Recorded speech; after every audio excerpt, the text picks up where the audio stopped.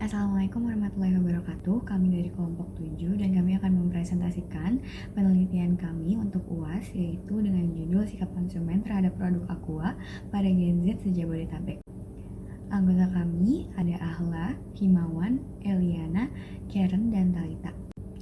Untuk latar belakang penelitian ini adalah adanya isu konflik Israel-Palestina yang mendorong masyarakat, khususnya masyarakat Indonesia, menyerukan boikot terhadap produk yang berafiliasi dengan Israel. Nah, salah satu produk yang ikut berdampak ini adalah Aqua yang berada di bawah perusahaan Denon, yang saat ini afiliasinya masih menjadi pertanyaan di kalangan masyarakat.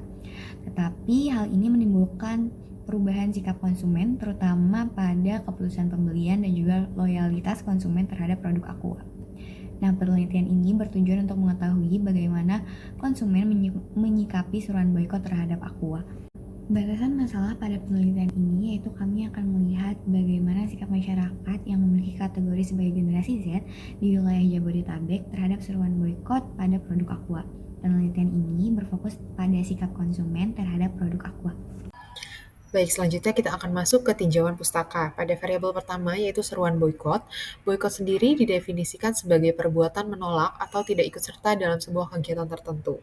Dalam seruan boikot terdapat 6 indikator, yaitu yang pertama permusuhan atau animosity, yang mana merupakan keputusan konsumen untuk tidak membeli produk dari negara yang memiliki sejarah konflik, terutama yang berkaitan dengan aspek militer, politik, maupun ekonomi yang masih berlangsung atau pernah terjadi. Lalu yang kedua adalah intrinsic religious, yaitu dorongan seseorang untuk bertindak berdasarkan keyakinan agamanya. Lalu yang ketiga ada peningkatan diri, yaitu dorongan atau motivasi individu untuk mengejar, mempertahankan, dan memperkuat persepsi positif terhadap dirinya sendiri, bukan sekedar menggunakan standar penilaian yang netral atau objektif. Lalu selanjutnya ketidakpercayaan terhadap merek, di mana ini merupakan kondisi psikologis konsumen mengalami penurunan kepercayaan dan keinginan untuk membeli produk dari suatu merek tertentu. Kemudian yang kelima adalah penilaian produk, di mana ini lebih diarahkan pada kecenderungan konsumen untuk tidak melakukan pembelian, serta bagaimana mereka mengevaluasi produk tersebut secara keseluruhan. Kemudian yang terakhir adalah sikap terhadap boikot, di mana ini merupakan tindakan konsumen dalam menekan organisasi yang diboikot agar mengambil langkah tertentu sebagai bentuk tanggapan atas aksi boikot tersebut. Baik, selanjutnya variabel kedua adalah sikap konsumen, di mana merupakan suatu bentuk tanggapan seseorang mengenai suatu produk, merek, atau jasa yang dapat ditentukan dari berbagai faktor atau komponen. Dimensinya, dimensi pertama menurut Kotler dan Keller 2016 yaitu ada 3, repeat, retention, dan referrals.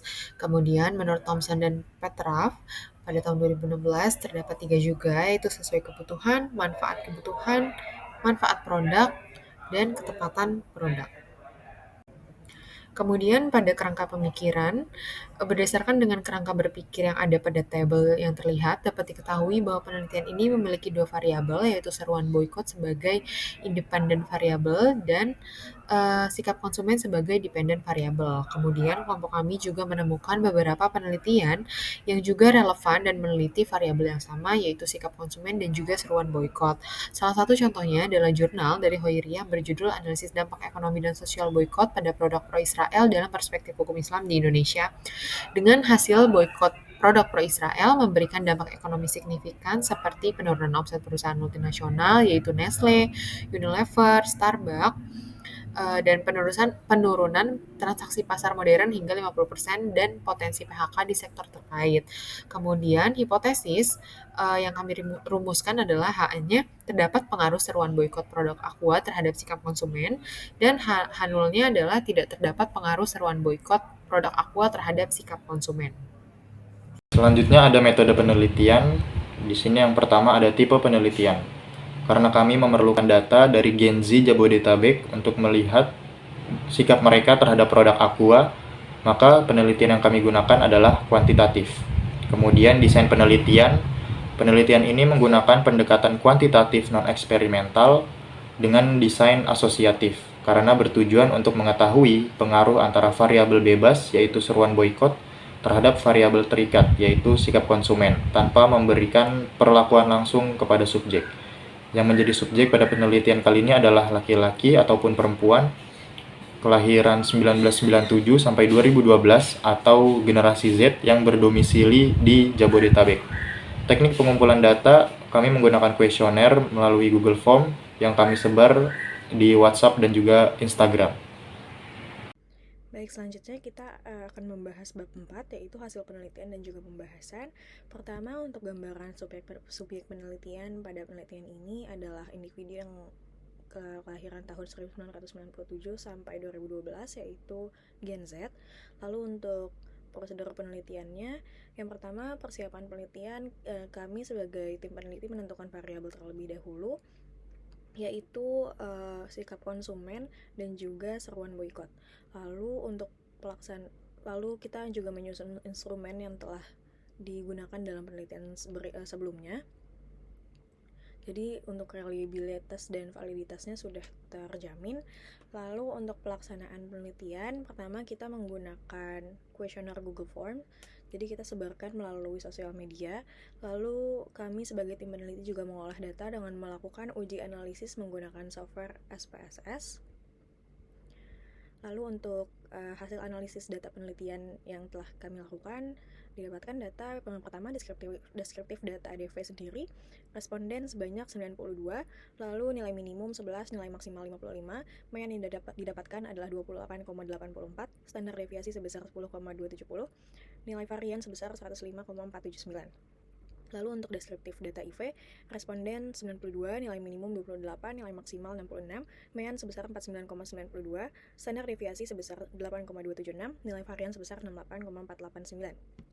Lalu didapatkan uji normalitas variabel terdistribusi normal dibuktikan dengan nilai signifikansi lebih besar dari 0,05, yaitu 0,200.